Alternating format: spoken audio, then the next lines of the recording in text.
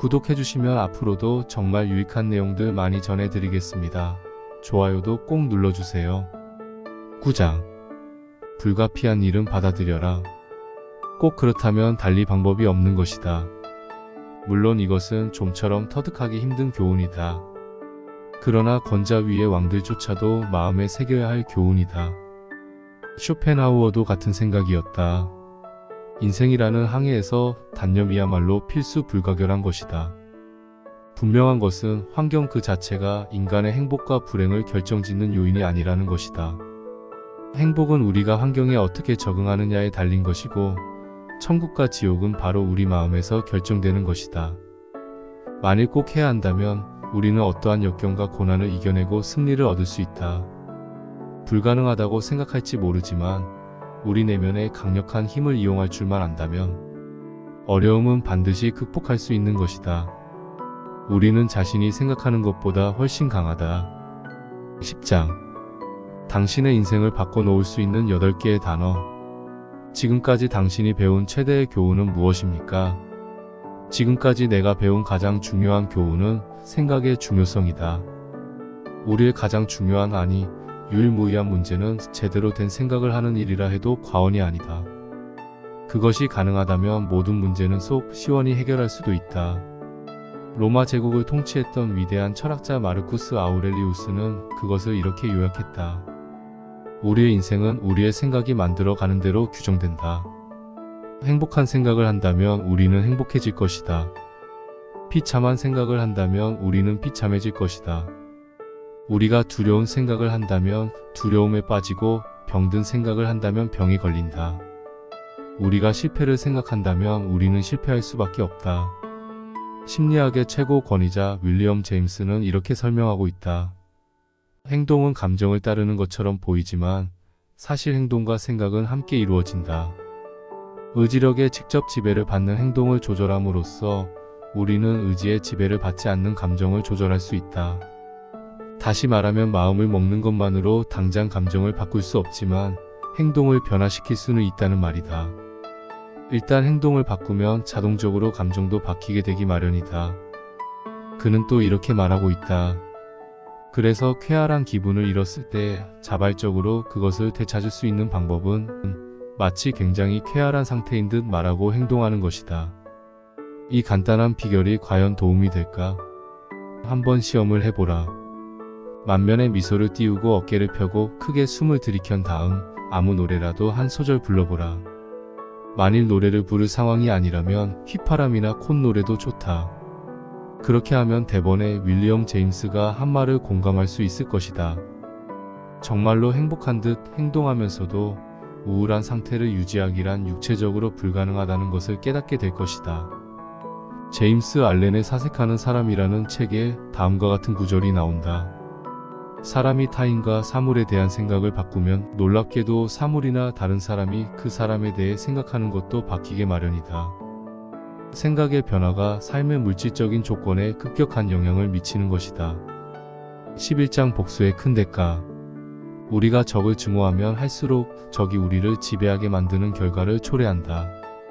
증오의 감정이 우리의 수명과 식욕, 혈압과 건강 그리고 행복을 지배하게 되기 때문이다. 증오는 적을 해롭게 하기는커녕 오히려 우리를 지옥 같은 고통 속에 몰아넣을 뿐이다. 셰익스피어는 다음과 같이 말했다. 원수 때문에 아궁이를 뜨겁게 달구지 말라. 그것은 오히려 자기 자신을 불태우는 일이니. 그렇다면 복수는 대체 어떻게 우리에게 상처를 입히는 것일까? 라이프지에 의하면 그것은 건강까지도 해친다고 한다. 고혈압을 가진 사람의 성격적인 중요 특징은 증오심이다. 증오심이 만성화되면 만성고혈압과 심장질환을 유발시킨다. 아이젠하워 장군의 생활 신조를 명심하자. 우리가 좋아하지 않는 사람에 대한 생각으로 시간을 낭비하지 말자. 12장. 배은망덕함에 대한 고민을 해결하는 비결. 마르쿠스 아우렐리우스는 자신의 일기에 다음과 같이 썼다. 나는 오늘 지나치게 말이 많은 사람들, 이기적이고 자기중심적이며 은혜를 모르는 사람들을 만나야 한다. 그러나 나는 별로 놀라거나 실망하지 않을 것이다. 그런 사람들이 없는 세상은 상상할 수 없으니까. 사람들이 고마움을 잊어버린다는 것은 지극히 자연스러운 일이다. 그러니 굳이 감사의 인사를 기대한다는 것은 곧 스스로를 괴롭히는 것과 다를 바 없는 일이다. 아리스토텔레스는 이렇게 말했다. 이상적인 인간이란 남에게 친절을 베푸는데 기쁨을 느낀다. 그러나 남에게 친절을 받는 것은 수치로 안다. 왜냐하면 친절을 베푸는 것은 우월함의 상징이지만 그것을 받는 것은 열등감의 표시이기 때문이다. 행복을 찾고자 한다면 감사를 받겠다거나 배은망덕 따위는 잊어버리고 그저 주는 마음의 기쁨을 위해 호의를 베풀라. 고마움을 아는 자녀로 기르기 위해서는 우리가 먼저 고마움을 표현할 줄 알아야 한다. 작은 주전자가 귀는 크다는 말을 생각해보자. 아이들은 우리가 하는 말 한마디 한마디에 귀를 기울이고 있다. 아이들이 보는 앞에서는 절대 남의 친절을 헐뜯지 말아야 한다. 크리스마스 선물로 보낸 이 식탁보를 좀 봐. 돈을 아끼려고 자기 손으로 직접 짠 모양이네. 어른들에게는 대수롭지 않은 말이지만 아이들이 듣고 있다는 것을 생각하면 함부로 그렇게 말할 수 없을 것이다. 그 대신 이렇게 말하는 것은 어떨까? 이걸 짜느라고 얼마나 애썼을까? 정말 멋있지 않니? 지금 당장 고맙다는 편지를 써야겠구나. 아이들은 은연중에 칭찬하고 감사하는 습관을 가지게 될 것이다. 13장. 자기 자신을 발견하고 자기답게 행동하라. 이 세상에 자신과 똑같은 사람은 아무도 없다는 사실을 명심하라. 윌리엄 제임스는 보통 사람들이 자기의 잠재 능력 중에 불과 10%밖에 개발하지 못한다고 말하고 있다. 우리의 상태는 절반쯤만 깨어있는 상태라 할 수 있습니다. 왜냐하면 우리는 육체적, 정신적 자원 가운데 아주 일부분밖에 활용하지 못하고 있기 때문입니다. 이것은 모든 인간이 스스로 그어놓은 한계 속에서 살아가고 있다는 말이기도 합니다. 우리는 모두 그러한 능력을 소유하고 있다. 그러니 다른 사람들과 같지 않다는 걱정에 사로잡혀 시간을 낭비할 필요는 없다. 모든 인간은 저마다 나름의 고유한 톡창성을 가지고 있다. 유사일에 나와 똑같은 인간은 하나도 없었으며 앞으로도 결코 없을 것이다. 아버지로부터 받은 염색체 23개와 어머니로부터 받은 염색체 23개가 인간의 모든 것을 결정하는 것이다. 또 염색체 하나하나에는 수십 개에서 수백 개에 달하는 유전자가 포함되어 있고 때로는 단 하나의 유전자가 한 개인의 전 생애를 바꾸어 놓을 수 있다. 또한 어머니와 아버지가 결혼한 뒤 다른 누구도 아닌 바로 나라는 존재가 태어날 확률은 300조 분의 1에 지나지 않는다. 데일 카네기는 비즈니스맨을 위한 대중연설 교재를 집필하기 시작했다. 세상에서 가장 완벽한 교재를 만들겠다는 의욕으로 들끓었다. 수많은 다른 필자들의 훌륭한 부분을 빌려와서 내 책을 쓰겠다고 생각했던 것이다. 하지만 다른 사람들의 글을 발췌해서 내 원고에 끼워놓고 나니 엉성하기 이를 데가 없었다. 그래서 하는 수 없이 1년 동안이나 써온 원고를 쓰레기통에 던져 넣었다. 그리곤 처음부터 새로 시작했다. 이번에는 너의 결정과 한계를 받아들이자. 너는 데일 카네기이지 다른 누구도 될 수가 없다고 스스로에게 되뇌었다. 그래서 짜집기를 포기하고 대신 그동안의 경험과 자신이 관찰해온 것들, 스스로 가르치고 배워온 것들을 가지고 책을 쓰기로 마음먹은 것이다. 나는 셰익스피어에 비견되는 책을 쓸 수는 없다. 하지만 나 자신만의 책은 쓸 수 있다. 찰리 채플린도 처음 영화계에 입문했을 때 감독은 그에게 그 무렵 최고의 인기 코미디언을 흉내내라고 했다. 하지만 찰리 채플린은 톡창적인 연기를 발굴하기 전까지는 아무런 성과도 거두지 못했다. 보브 호프 역시 마찬가지이다. 오랫동안 춤과 노래를 함께하는 배우로 활동했지만 그가 유명해진 것은 톡창적인 개성을 개발한 이후의 일이었다. 윌 로저스는 여러 해 동안 보드빌 극에서 대사 한마디 없이 로프꼬는 연기로 먹고 살았다. 그런 그가 자신의 개성을 발견하고 로프를 꼬면서 대사를 하기 전까지는 전혀 주목받지 못했다. 거듭 말하지만 우리는 모두 이 세상에서 유일한 존재이다. 이를 기쁘게 생각하고 타고난 자기의 개성을 최대한 발휘하도록 노력하라. 모든 예술은 궁극적으로 자전적일 수밖에 없다. 노래도 미술도 결국 자신의 경험과 환경, 유전자로부터 나온다는 사실을 명심해야 한다. 좋은 실든 자신의 조그만 정원을 가꾸어야 하고 인생이라는 오케스트라에서 자신만의 악기로 연주해야 하는 것이다. 에머슨은 자기 신뢰라는 에세이에서 이렇게 말하고 있다. 인간은 누구나 있는 그대로 자기 자신을 받아들여야 하며 이 광대한 세상에 아무리 좋은 것들이 가득 차 있다 하더라도 자기에게 주어지는 곡식은 자기의 밭을 힘들여 쟁기질해서 수확한 것밖에 없다는 것을 인정해야 한다. 그러나 자신에게 내재된 힘이 세상에 둘도 없이 완벽하고 새로운 것이라 해도 자신이 무엇을 할 수 있는지 알기 전까지는, 또한 그것을 이루기 위해 노력하기 전까지는 아무 쓸모도 없는 힘에 지나지 않는다. 14장. 레몬이 있으면 레몬 주스를 만들어라. 현명한 사람은 어려운 상황이 닥쳤을 때 이렇게 말한다.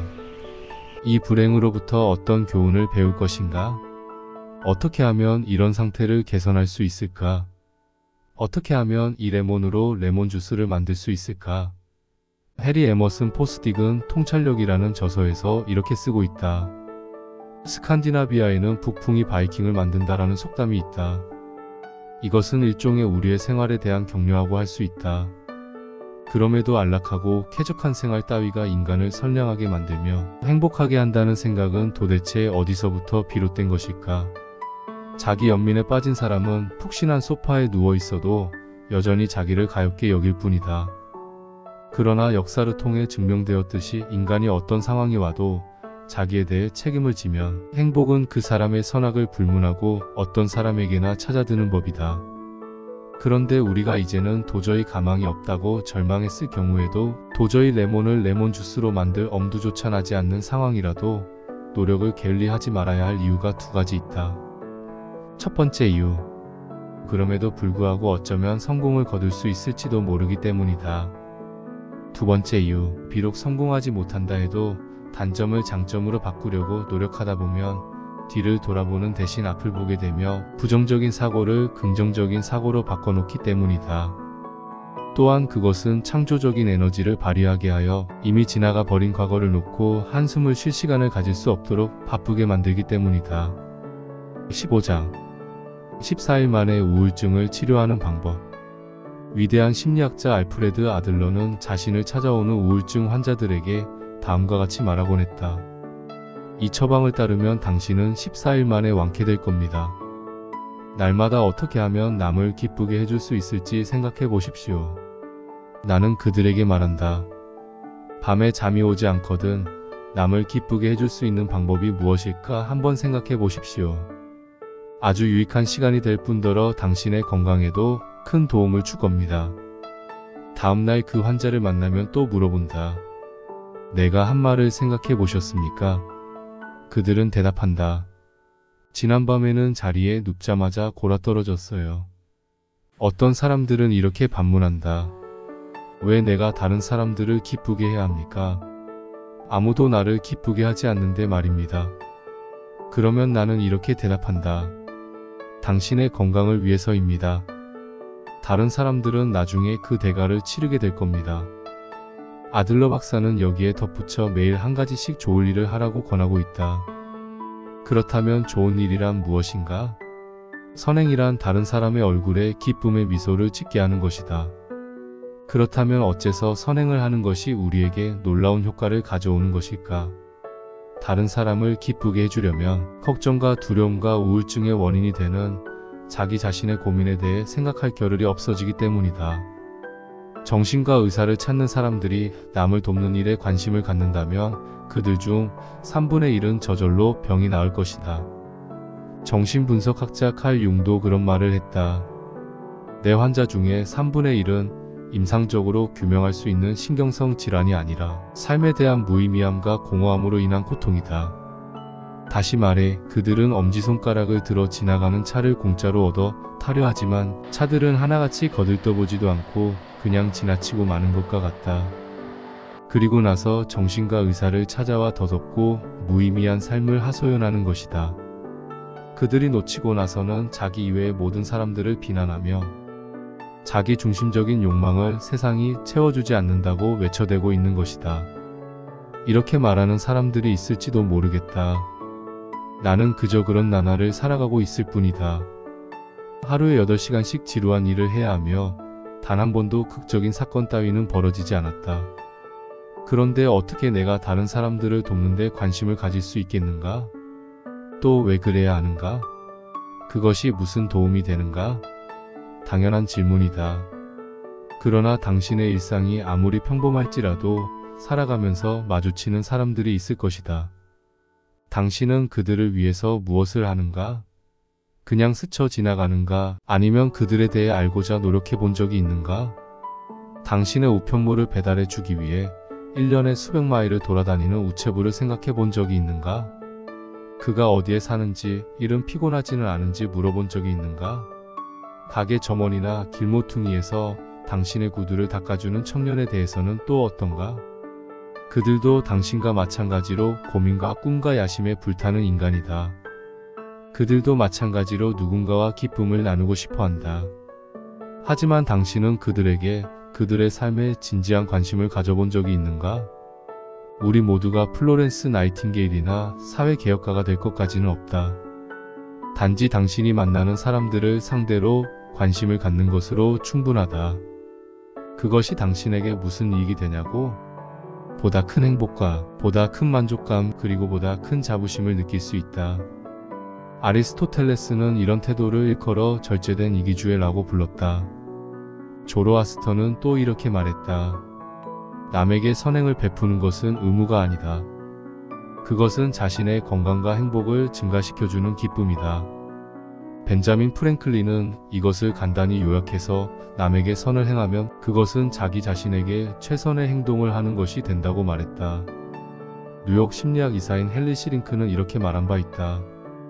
현대 심리학의 가장 중요한 발견은 자아 실현과 행복을 이루기 위해 자기 희생과 절제의 필요성을 과학적으로 증명한 것이다.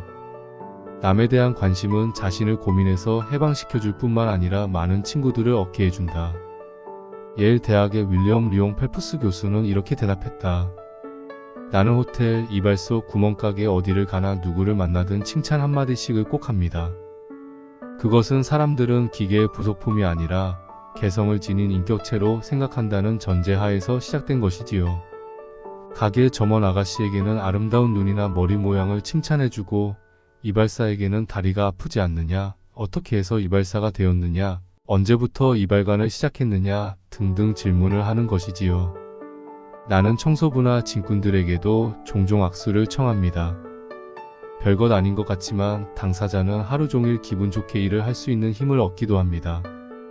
짐꾼과 악수를 나누는 사람, 무더운 주방에서 음식을 만드느라 고생하는 요리사들을 생각해주는 사람, 길에서 만난 개에게까지 칭찬을 아끼지 않는 사람, 그런 사람이 우울증이나 걱정으로 정신과를 찾겠는가?